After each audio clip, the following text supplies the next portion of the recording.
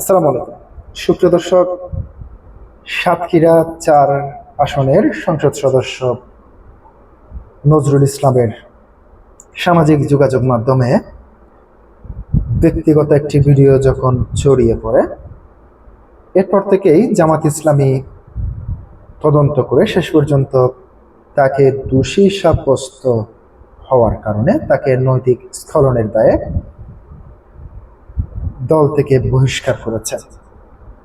দল থেকে বহিষ্কার হওয়ার পর থেকেই সামাজিক যোগাযোগ মাধ্যম সহ সব জায়গায় একটি আলোচনা এবং সমালোচনা হচ্ছে যে তিনি যেহেতু দল থেকে পদত্যাগ করেননি, যদি তিনি দল থেকে পদত্যাগ করতেন স্বেচ্ছায়, তাহলে তার যে সংসদের যেই পদটি ছিল, সংসদ সদস্যের পদটি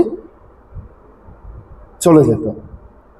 যেহেতু তিনি পদত্যাগ করেননি, তাকে দল থেকে বহিষ্কার করা হয়েছে, এখন তার সংসদীয় আসনের যেই সংসদের সদস্য হিসেবে যে পদটি রয়েছে সেটি থাকছে কিনা, আজকে আমি সে বিষয়টি নিয়ে আপনাদের সামনে আলোচনা করব।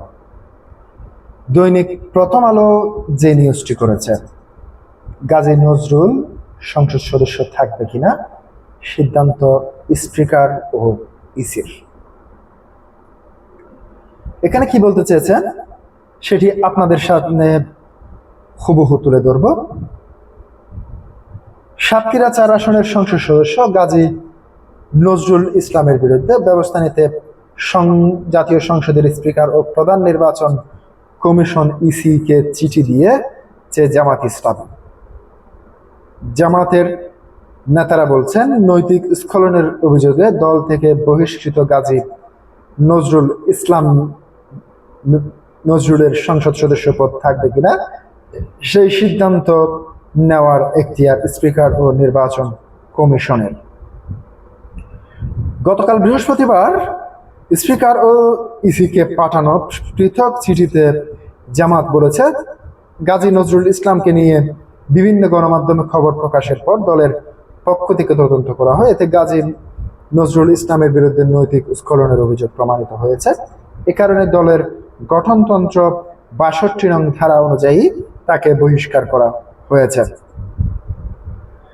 নৈতিক স্খলনের দায় নিয়ে পদত্যাগ করবেন কিনা এ বিষয়ে জানানোর চেষ্টা করেও গাজী নজরুল ইসলামের বক্তব্য পাওয়া যায়নি। আরেকটি পথ হচ্ছে জামাতের পক্ষ থেকে তাকে পদত্যাগের অনুরোধ জানানো। তবে জামাতের দলীয় সূত্র জানিয়েছে, দলটির পক্ষ থেকে গাজী নজরুল ইসলামকে পদত্যাগ করতে অনুরোধ জানানো হয়নি।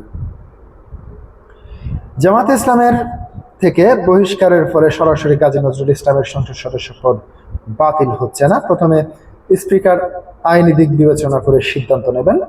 স্পিকার সিদ্ধান্তে পৌঁছাতে না পারলে বিষয়টি ইসিতেও পাঠাতে পারেন। তবে সংবিধান অনুসারে গাজী নজরুল ইসলাম নিজের পদত্যাগ করলে সংসদ সদস্য পদ শূন্য হয়ে যাবে। নৈতিক স্খলনের দায় নিয়ে পদত্যাগ করবেন কিনা এ বিষয়ে জানার জন্য চেষ্টা করেও গাজী নজরুল ইসলামকে বক্তব্য পাওয়া যায়নি। আরেকটি পথ হচ্ছে জামাতের পক্ষ থেকে তাকে পদত্যাগের অনুরোধ জানানো। তবে জামাত ইসলামী দলীয় সূত্র জানিয়েছে, দলটির পক্ষ থেকে গাজী নজরুল ইসলামকে পদত্যাগ করতে অনুরোধ জানানো হয়নি। জানতে চাইলে জামাতের প্রচার ও মিডিয়া বিভাগের সেক্রেটারি আহসানুল হক জুবায়ের গতকাল প্রথম আলোকে বলেন, গাজী নজরুল ইসলামকে দল থেকে বহিষ্কারের সিদ্ধান্ত স্পিকার ও সিইসিকে জানানো হয়েছে। তবে এর বিষয়ে প্রয়োজনীয় ব্যবস্থা নেওয়া তাদের এখতিয়ার। সম্প্রতি গাজী নজরুলের গত মুহূর্তের একটি ভিডিও সামাজিক যোগাযোগ মাধ্যমে ছড়িয়ে পড়লে জামাতের পক্ষ থেকে ২ সদস্যের তদন্ত কমিটি গঠন করা হয়।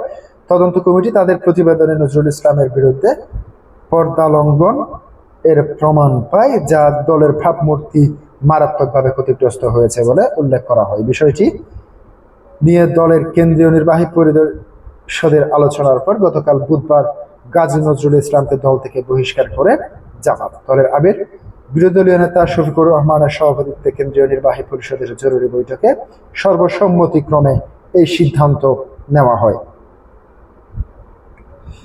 জামাত সূত্র জানায়, নির্বাহী পরিষদের বৈঠক শেষে ওই দিন চিঠি পাঠানোর বিষয়টি আলোচনা হচ্ছিল, তবে দলীয় বৈঠকের পর ইসিতে চিঠি পাঠানোর সময় ছিল না। এছাড়াও বিগত সময়ে বিএনপি এবং আওয়ামী লীগ সরকারের আমলে 2 ঘটনায় স্পিকারের আগে চিঠি দেওয়া হয়েছিল। তাই আগে স্পিকারের চিঠি দেওয়া হবে কিনা ইসি তা নিয়ে পর্যালোচনা করে চূড়ান্ত সিদ্ধান্ত নেবে। সে ব্যাপারে সিদ্ধান্ত নিয়ে দলটি এরপর বৃহস্পতিবার সিইসি ও স্পিকার দুজন এই চিঠি দেওয়া হয়েছে।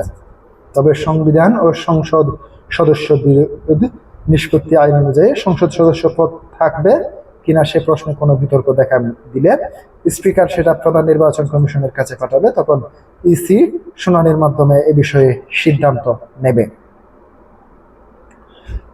পরবর্তী করণীয় কি? জামায়াতের পক্ষ থেকে স্পিকার ও ইসিকে চিঠি দেওয়ার পর গাজী নজরুল ইসলামকে সংসদ সদস্য পদ বহাল থাকবে কিনা তা নিয়ে আলোচনাও শুরু হয়েছে। ইসির সংসদ সচিবালয় সূত্র জানিয়েছে, জামায়াতের চিঠি পরিপ্রেক্ষিতে শুরুতে নির্বাচন কমিশনের করণীয় কিছু নেই।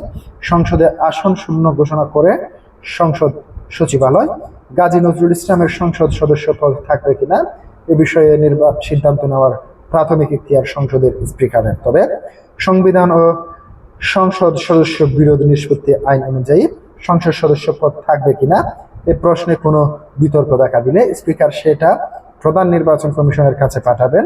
তখন ইসি শুনানির মাধ্যমে এ বিষয়ে সিদ্ধান্ত নেওয়া হবে। সংবিধানের 70 অনুচ্ছেদে বলা হয়েছে, কোনো রাজনৈতিক দলের প্রার্থী হিসেবে মনোনীত হয়ে কোনো ব্যক্তি সংসদ সদস্য নির্বাচিত হয়ে তিনি যদি ওই দল থেকে পদত্যাগ করেন অথবা সংসদে ওই দলের বিপক্ষে ভোট দেন তাহলে সংসদে তার আসন শূন্য হবে। দলের বিরুদ্ধে ভোট দিলে কিংবা দল ছাড়লে সংসদ সদস্য পদ থাকবে না, তা সংবিধানে স্পষ্ট বলা আছে। কিন্তু কোনো ব্যক্তি সংসদ সদস্য নির্বাচিত হওয়ার পর যদি দল তাকে বহিষ্কার করে সেক্ষেত্রে কি হবে তা সংবিধানে স্পষ্ট করে উল্লেখ নেই। সংবিধানের 70 অনুচ্ছেদ অনুযায়ী গাজী নজরুল ইসলামের সংসদ সদস্য পদ শূন্য হবে কিনা তা নিয়ে বিতর্ক আছে, ফলে স্পিকার ইসির কাছে পাঠাতে পারে। এ বিষয়ে গতকাল নির্বাচন কমিশনার আব্দুর রহমান মাসুদ সাংবাদিকদের বলেন, শুধু দলের বহিষ্কার চিঠি দিয়ে সংসদ সদস্য পদ থাকা না থাকার আলোচনা এটা বিতর্কিত বিষয়। সংসদ সদস্য গাজী নজরুল ইসলামের পদ নিয়ে স্পিকার বা জাতীয় সংসদের পক্ষ থেকে এই বিষয়ে কোনো আনুষ্ঠানিক রেফারেন্স বা চিঠি পেলে আইন ও সংবিধান পর্যালোচনা করে ব্যবস্থা নেবে নির্বাচন কমিশন। পদত্যাগ করতে বলবে না দল। গাজী নজরুল ইসলামের বিষয়ে দলীয় তদন্ত এর দল থেকে বহিষ্কার, ইসি ও স্পিকারকে চিঠি দেওয়া এখানে নিজের দায়িত্ব দেখছে জামাত ইসলামী। দলটির একাধিক কেন্দ্রীয় নেতা নাম প্রকাশ না করা সত্ত্বে প্রথম আলোকে বলেন, দল থেকে বহিষ্কার পর গাজী নজরুল ইসলাম আর জামাতের সংসদ সদস্য নন, তাই তাকে পদত্যাগ করতে বলার প্রশ্ন আসে না। জামাত তার দায়ও নেবে না। এখন তিনি সংসদ সদস্য পদ থেকে পদত্যাগ করবেন কিনা সেটি তার ব্যক্তিগত সিদ্ধান্ত।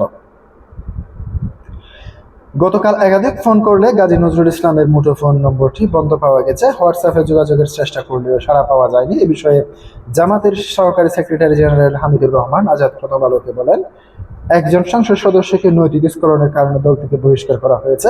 নির্বাচন কমিশন ও স্পিকারকে বিষয়টি জানানো হয়েছে।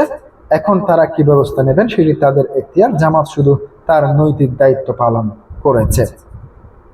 প্রিয় দর্শক, আজকে পর্যন্তই। আসসালামু আলাইকুম ওয়া রাহমাতুল্লাহ।